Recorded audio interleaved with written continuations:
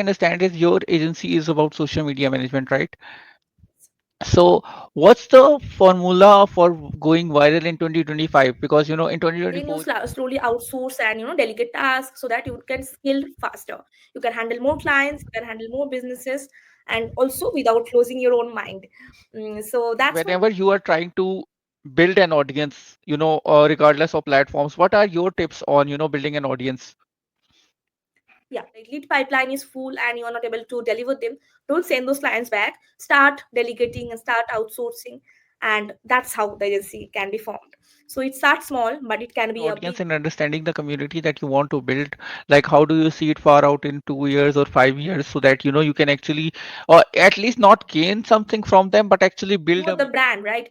So when you are outsourcing or delegating to your team member, the quality has to be maintained, and that can Do you be remember there used to be TikTok videos saying that if you go to share and then you can see the person who likes you, but it was just a clear way to indicate to algorithm that disengaged person is trying on to. Instagram especially. I will also include LinkedIn because LinkedIn is something that many people don't know.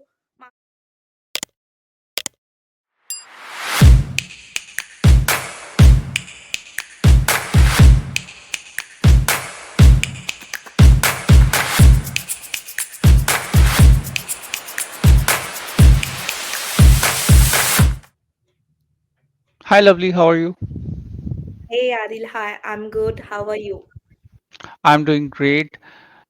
Can you tell me how has your health been for the past month? Huh, that's actually quite relevant questions because when I started January, I was like all in like with all that positive and energy, like I am going to do everything this month. However, I knew that I want to take the January month a little bit slow and set the foundation of my agency and all those things that I want to do this year. But still, the energy was there. But health wise, it has been a quite challenging for like since last 2 to 3 weeks. So yeah, it's been a little bit challenging, but what is life without challenge, right? So yeah, I'm still keeping a positive look and I'm recovering. So, but I'm excited to for this opportunity for to be able to talk to you, to be able to share my journey and experience with you. So yeah, thank you for asking. That's a sweet question.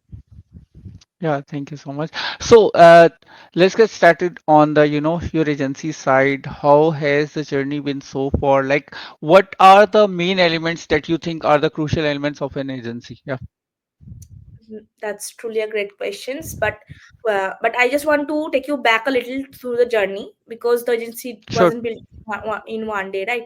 So Yeah, yeah, makes sense. I know that the viewers will get some context like how it was built and how it has been. So I started in 2020 during the COVID. I was just done with my graduation exam, and I wanted to do something, and I came across this new concept of online business, and I learned some courses and just got started.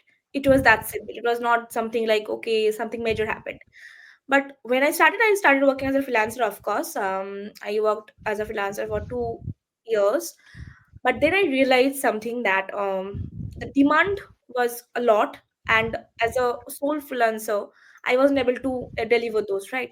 So that struck me that there are sort of lot of demand, and if I can provide that kind of service, if they're looking for service and they're coming to me, i I should do something.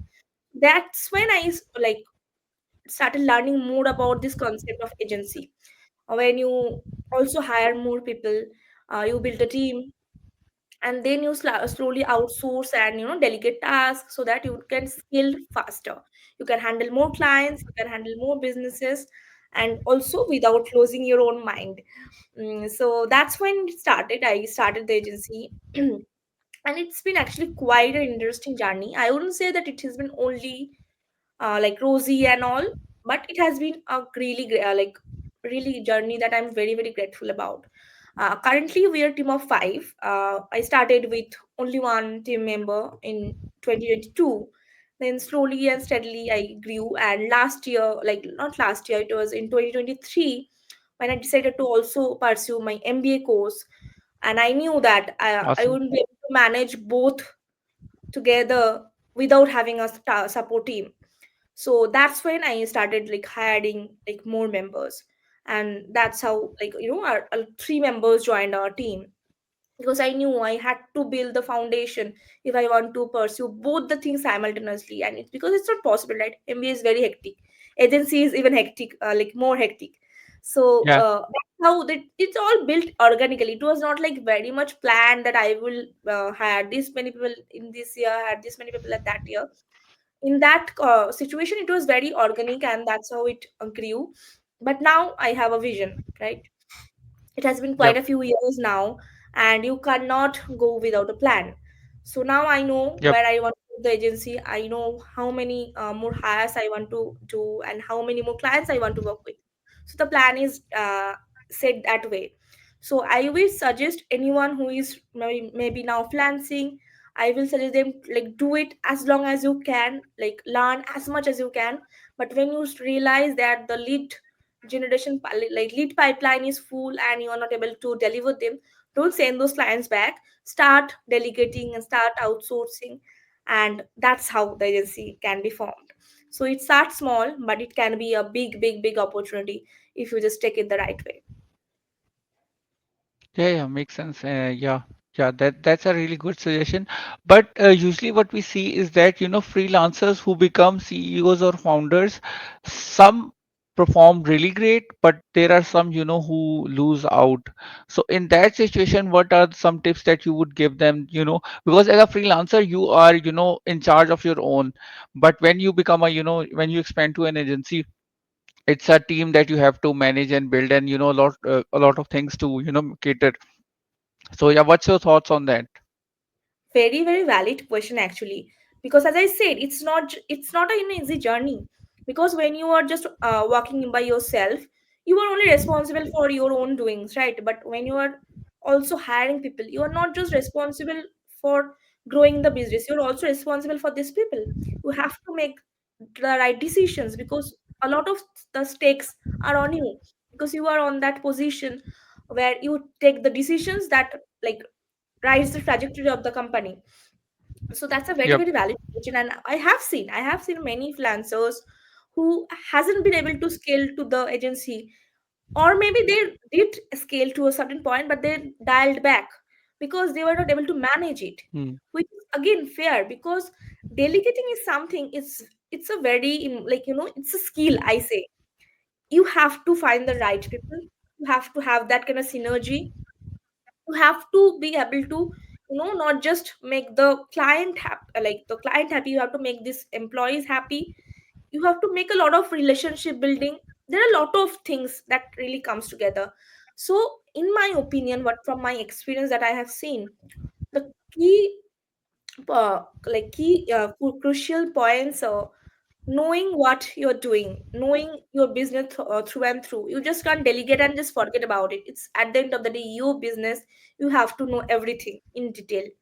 You have to know, like, okay, I can depend on this person for this task, but you have to still be in the loop. You have to know what is really going on, because the thing is, when you are serving for a client, you can do it your way, but when you're hiring, the quality has to be Yep. maintained.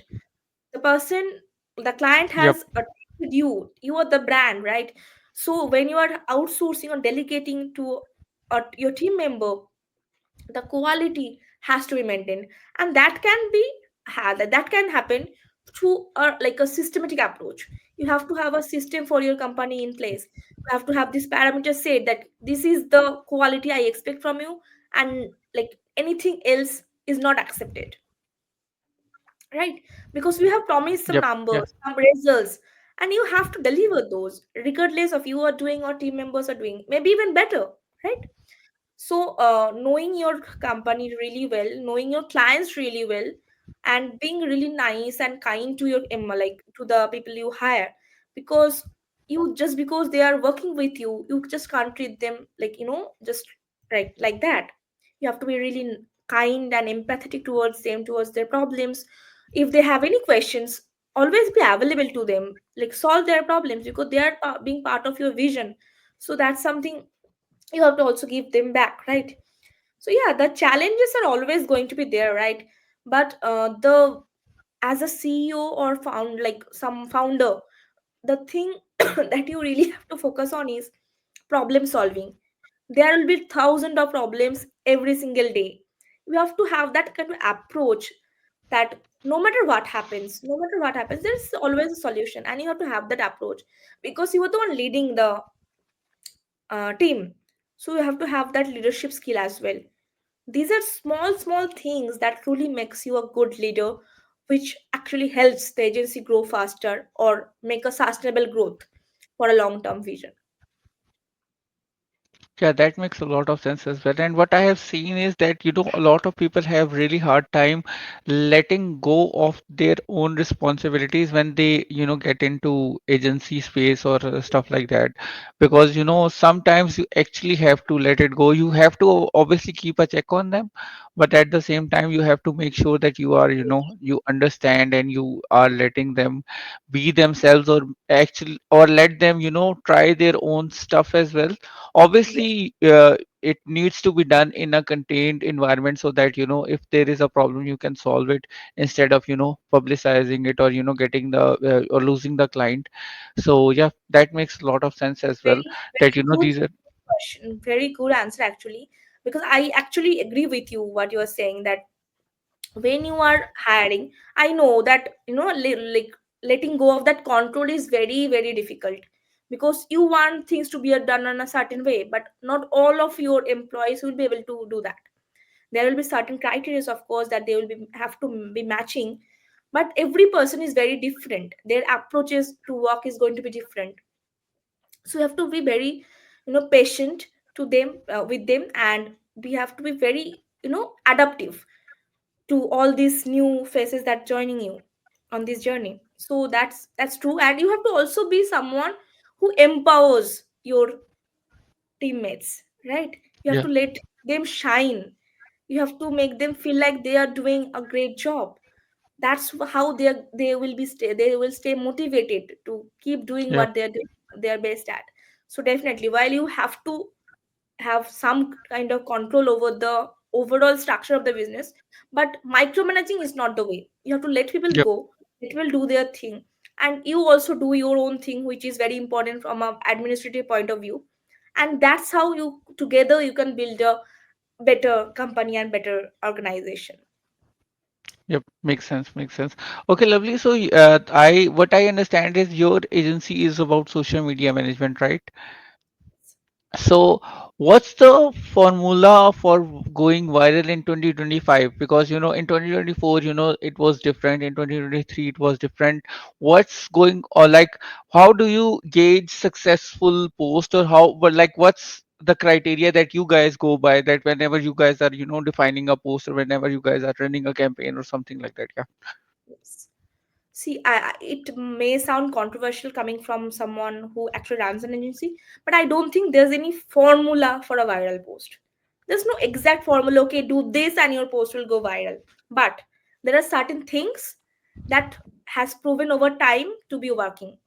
Yep. So, and recently, I will say, like, that has been a constant trend in 2024, and I am sure that this is going to be the biggest thing in 2025, which is storytelling. You have seen, right, all these reels, those are in a Yep. storytelling format in various Yeah. niches, right? Yeah. Doing really well, Yeah. because people connect with stories. People just don't want to be told facts on their face. They want to be Yeah. told through a story, or maybe in a very, format where they feel engaged with the content. Yep. So storytelling format really is a very good example of it. And for Instagram especially, I will also include LinkedIn, because LinkedIn is something that many people don't know much about yet, but I want Yep. to, like, still reinstate that what a great platform LinkedIn really is. And they are also focusing a lot on video content. So Yep. if you want Yeah, to they have grow, started doing that. Yeah. yes, very much. They're prioritizing also. They did like a video camp in like at the last 2024, 2025 beginning at that time. So they are really prioritizing that. So if your focus is I want to build a brand, or I want to make my social media presence, and LinkedIn is your priority, then do video content as much as you can. this is really going to take you a long, like a faster, give you a faster growth, because they are gonna push video content in 2025 like anything. Coming back to the point, like storytelling format is something that I personally love. I feel that it just doesn't share a story. It can be anything. It can be even a fact that you're probably telling about your industry. But how you do it, how you say those lines, how you make them feel engaged through the storytelling format. So that's what makes the difference. And other than that, having like understanding of your audience, understanding of your content pillars is very important. Like use trendy songs, trendy music to like get more traction faster.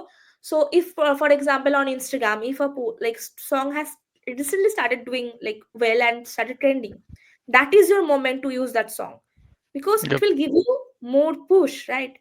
Yep. So using trendy songs, using storytelling formats, and like posting more video content. Well, video content is always the king on Instagram for like almost 2 3 years now.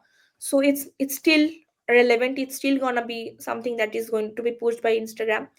So still do that, and storytelling format if you can. And very very strong hooks. The hook Yep. is what is going to attract your audience, because the thing is that attention span is almost like zero at this moment for people. Yeah. Sorry. People just want to scroll, and if you can't just get them attracted to your content in the fast 3 second, it's not happening. So Yep. your hook is very important. It can be a negative hook, it can be a controversial hook, do anything, but make your hook very very compelling, so that the audience who is watching, they cannot scroll, they have to stay to know more about what you're trying to say.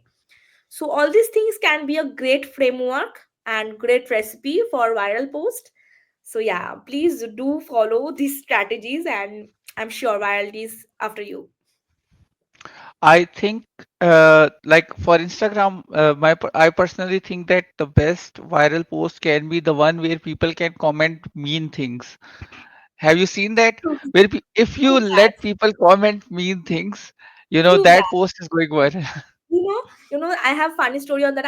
We were having a client meeting this week itself, and like another team member of her and me, we are pushing, like she doesn't like mean comments.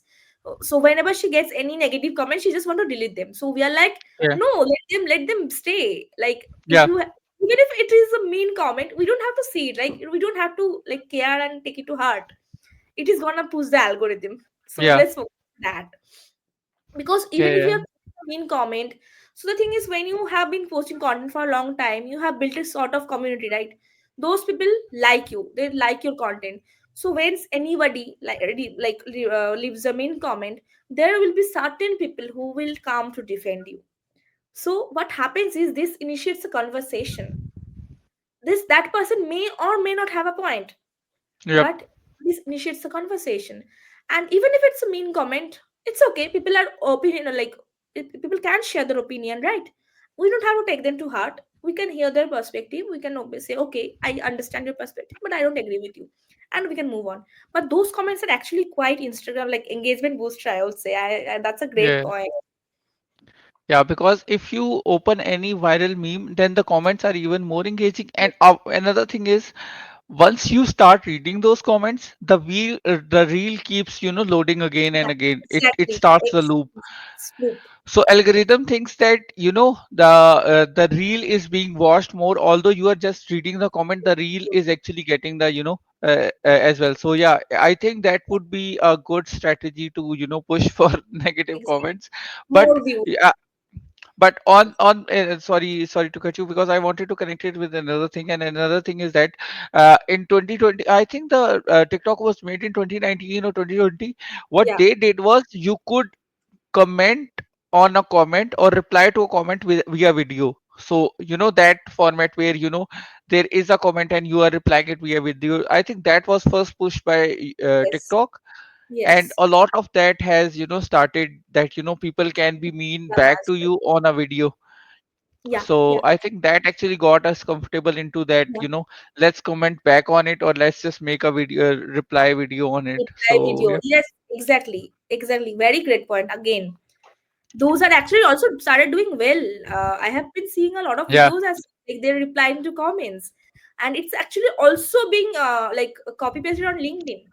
I have yeah, seen a lot of videos of like top creators replying to comments on their posts, and those yeah, posts are getting crazy response because see what happens is when you are responding to a comment, the audience is also intrigued with by yeah, the that okay, so if I comment, maybe I will like there are always some yeah, people who want to have that validation, right?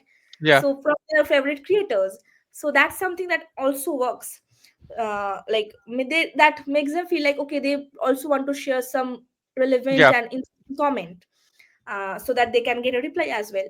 That is another thing. Also, I have missed one point that posts those get a lot of share and saves. I think the Instagram CEO also talks about this a lot.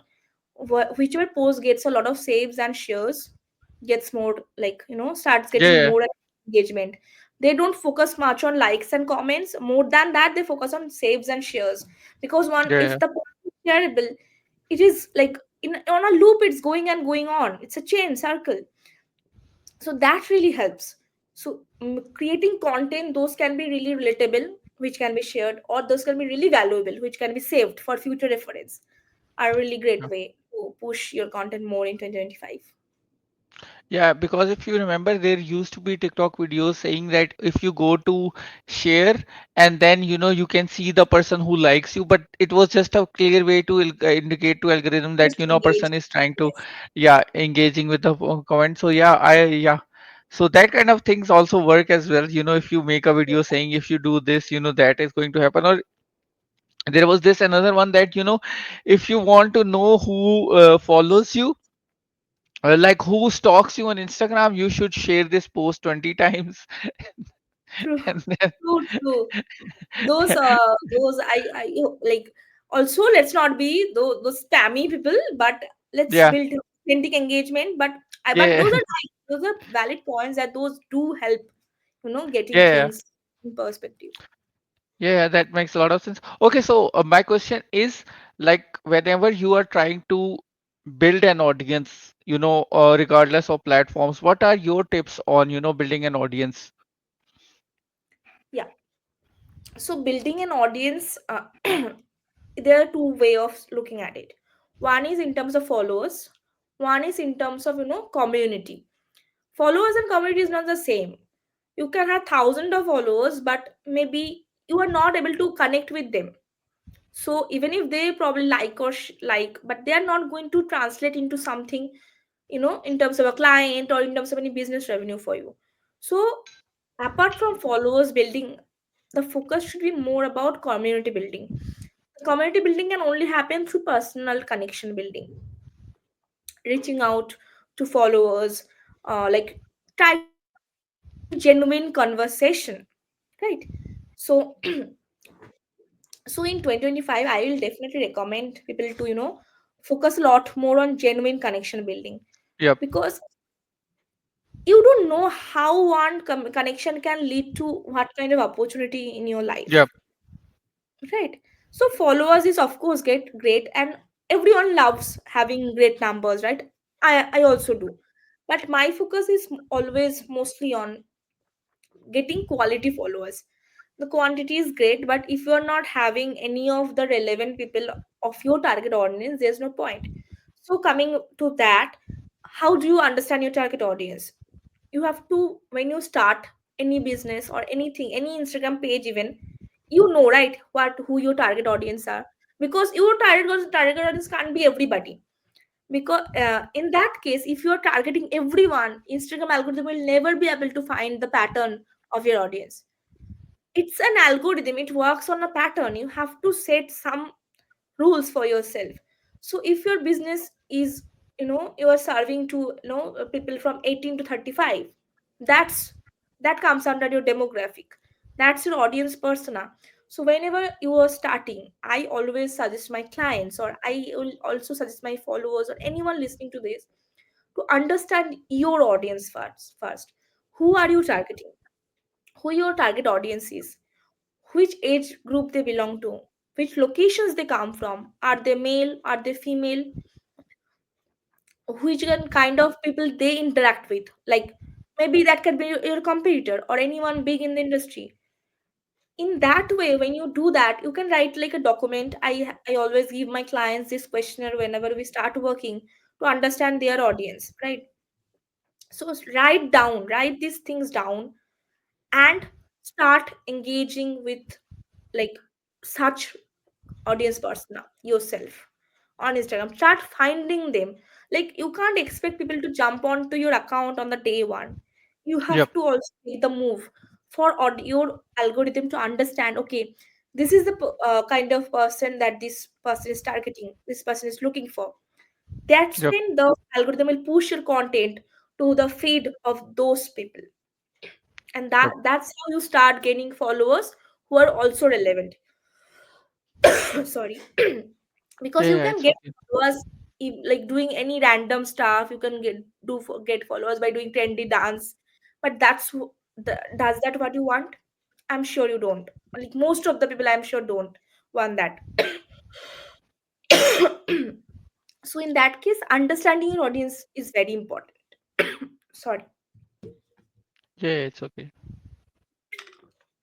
Yeah, you do make sense that, understanding your audience and understanding the community that you want to build, like how do you see it far out in 2 years or 5 years, so that, you can actually, or at least not gain something from them, but actually build a meaningful connection with them, or, yeah. So because, you are always looking for people to be friends with or something like that. And if you can actually make good friends with, your clients or something like that, that would actually help you more in the long run.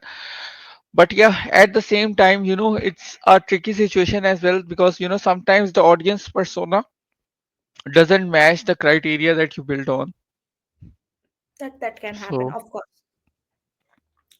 No, that's the thing. Like if you're especially if you're running a business, or if you know who your audience is, yep, you cannot be targeting everyone. Like if you are yep, like a service provider, anyone below 18 is not your target audience. They true, can like yeah, your post, they can engage with you, which is good for credibility purpose, but they are not at the end of the day your target audience, because your target yep, audience are well established people who can afford your service in the first yep, place, who yep. needs your service, who can be helped by your service. So you have to understand, you have to like tick those checklist before trying to like even if you're posting content, who is it for, right? Because engagement has to come from relevant people.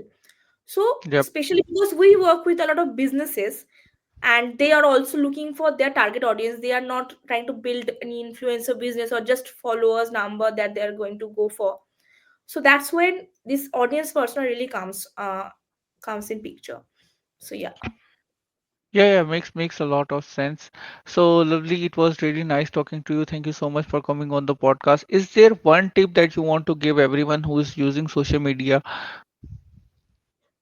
Absolutely. So yeah, of course, thank you for having me as well.